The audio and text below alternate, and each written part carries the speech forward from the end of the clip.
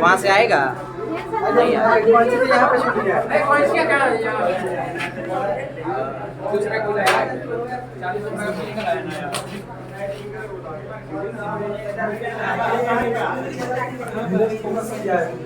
Focus कीजिए, camera focus कीजिए।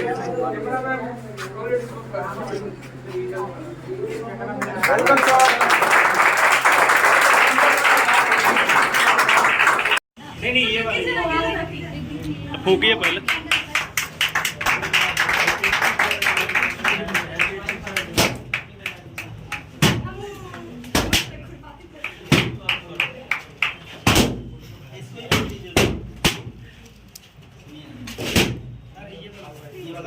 ठीक से हटा के थोड़ा दूर से ही करिए।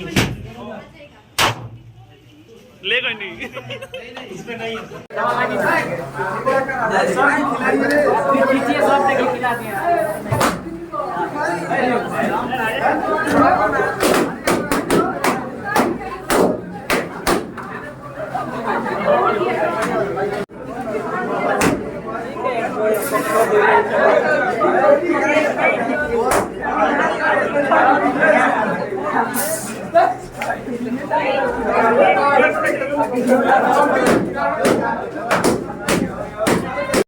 जिसको कुछ नहीं आता है वो कुछ बताओ आप कुछ नहीं आता तो प्रश्न पूछना दुनिया का सबसे आसान काम है और उत्तर देना उतना ही कम काम है। लेकिन मैं आप लोग से कहूँगा कि किसी भी प्रश्न उठाओ 10 से जिससे भी पढ़ते हो कुछ। और ऐसा नहीं है कि कभी ये शर्माना नहीं चाहिए कि यार इस तराई का तीसरा उत्तर हुआ भाई ये तो मेरे दोस्त मजाक है, ये छोटा चीज इसको नहीं आता है। तो इस तरह से जो काम करता है तो मेरा मानना है कोई सक्सेस नहीं। आपकी छोटी छोटी आप जानने आए हैं, आपकी जिज्ञासा होनी चाहिए, समझे ना।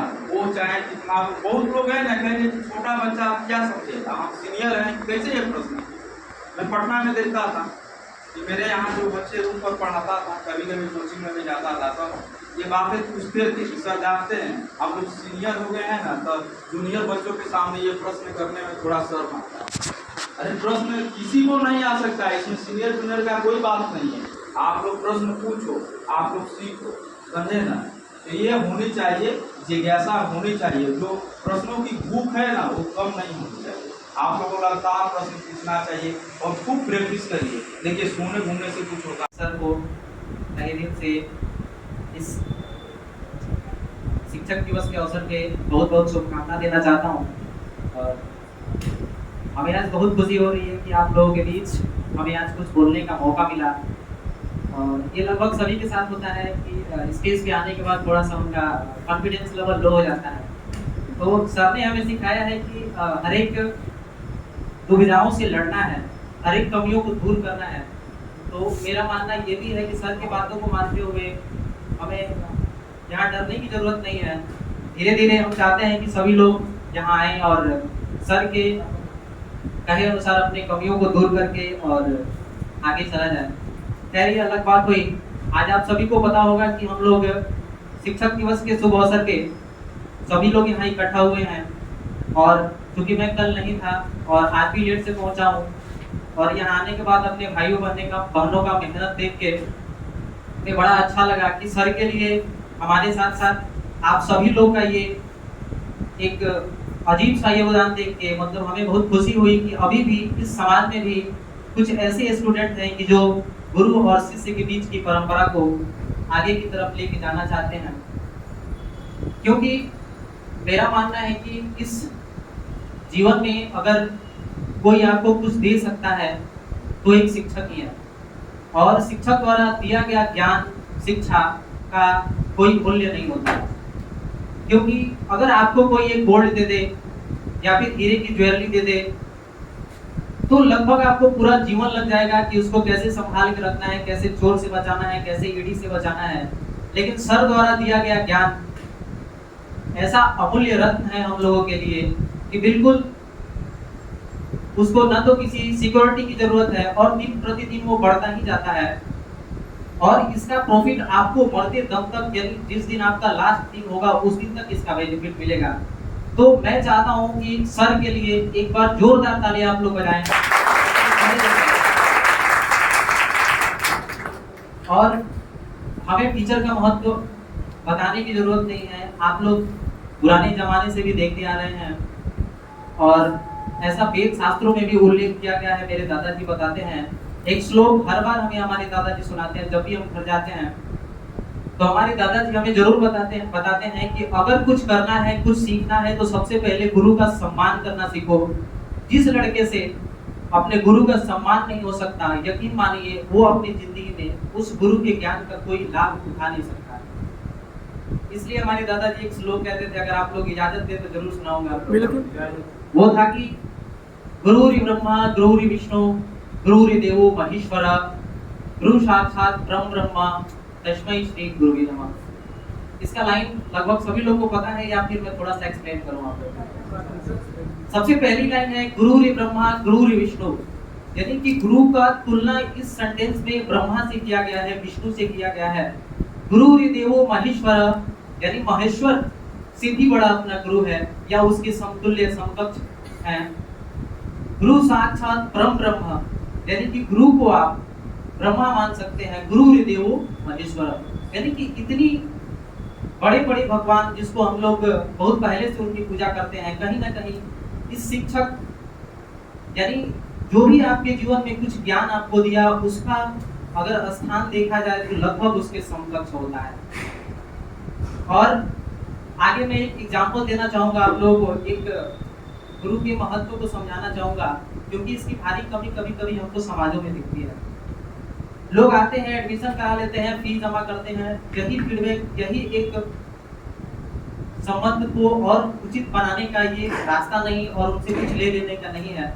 सबसे बड़ी बात आप लोगों को बता दें कि किसी गुरु द्वारा दिए गए ज्ञान का आप पैसे में कीमत को दे ही नहीं सकते। जैसा कि अभी धनंजय सर बता रहे थे कि आज तक हमारे मतलब हमें उम्मीद है कि ऐसा कोई भी बच्चा यहाँ बैठे सर के सामने से पैसे की कमी से उसकी पढ़ाई रुक गई हो या फिर पूरी नहीं हो, या फिर सर के द्वारा ऐसा कोई वचन मुंह से निकला हो कि नहीं अगर आप फीस जमा नहीं करेंगे तो पढ़ाई नहीं होगी।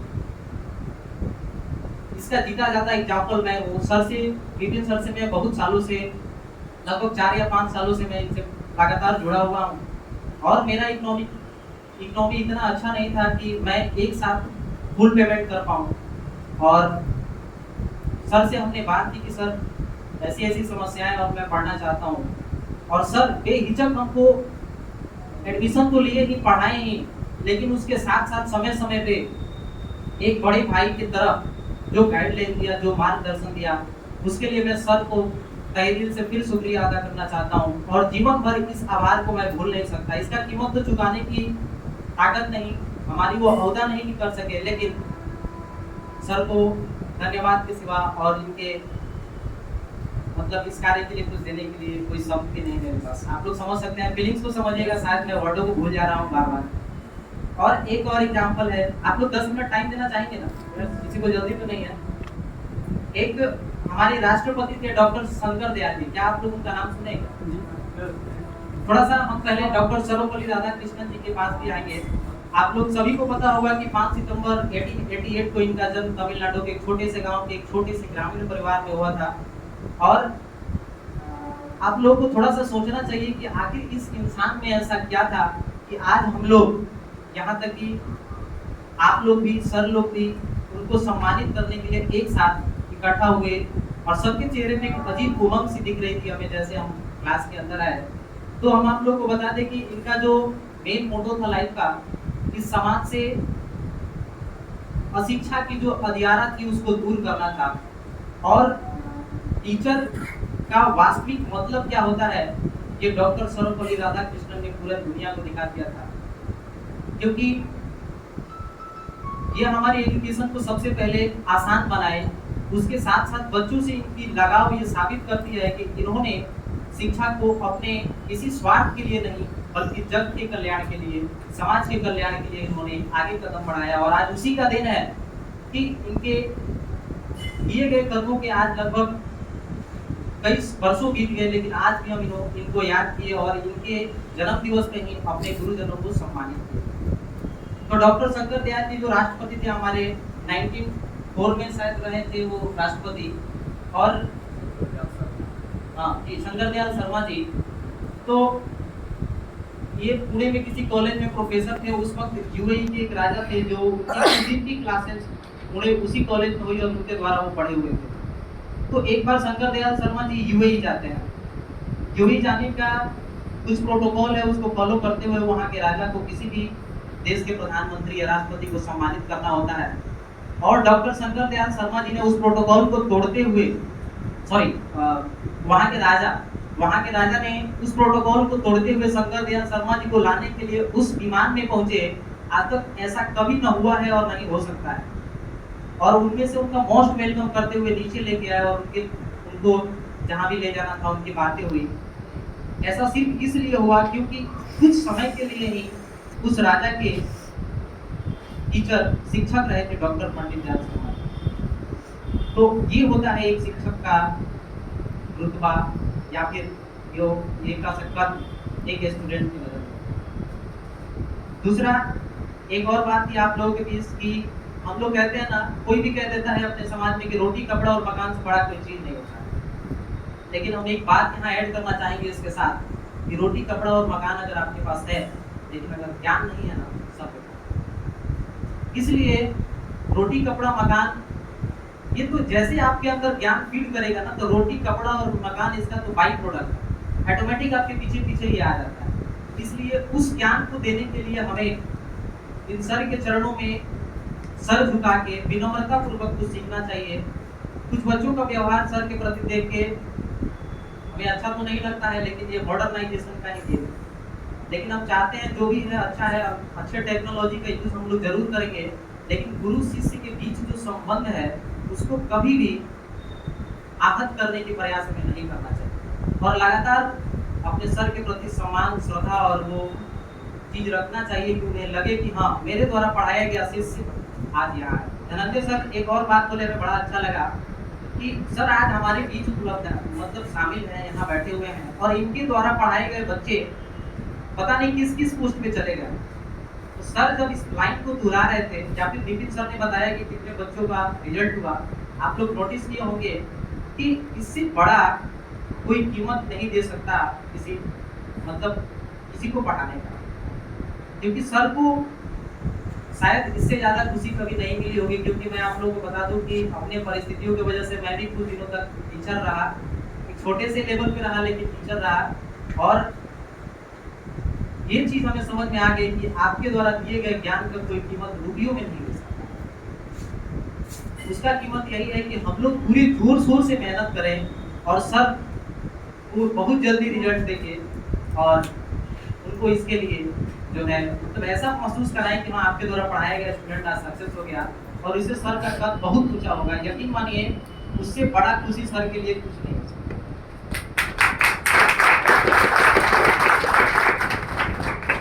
और एक जाते जाते लास्ट लाइन में आप लोगों के सामने कहूंगा कि गुरु आपके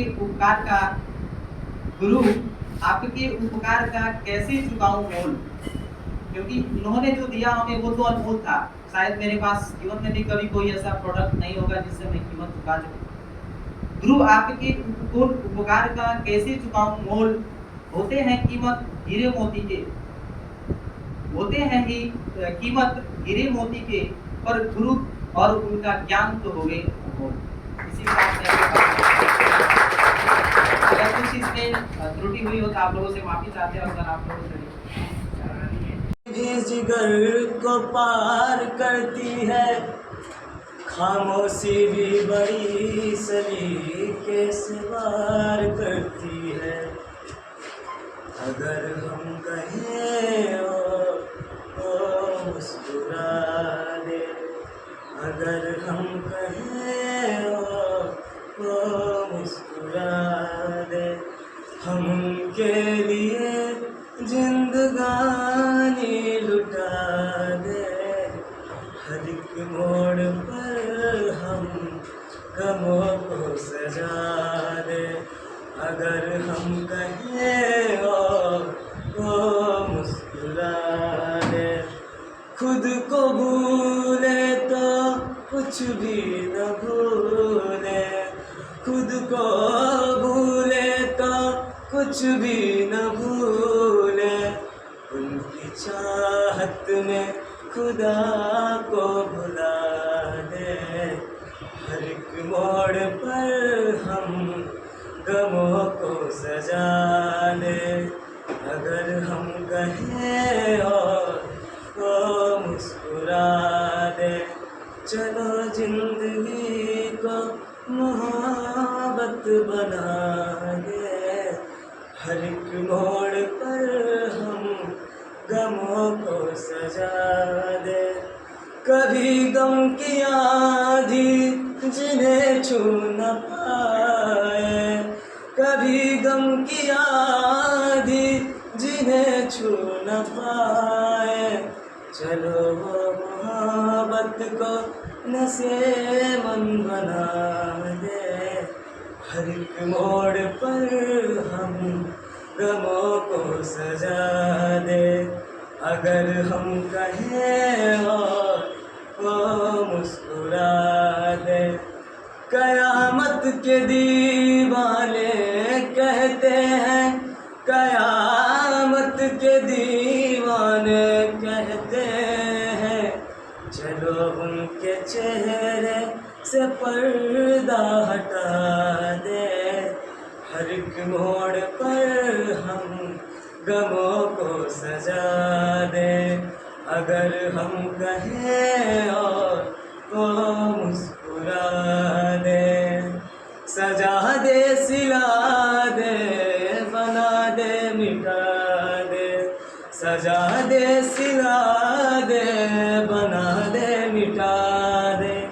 मगर वो कोई फैसला तो सुना दे। अगर हम कहें और वो मुस्कुरा दे। अगर हम कहें और वो मुस्कुरा दे। चलो जिंदगी को वो नशेमन बना दे। हर एक मोड़ पर हम गमों को सजा दे। अगर हम कहें और वो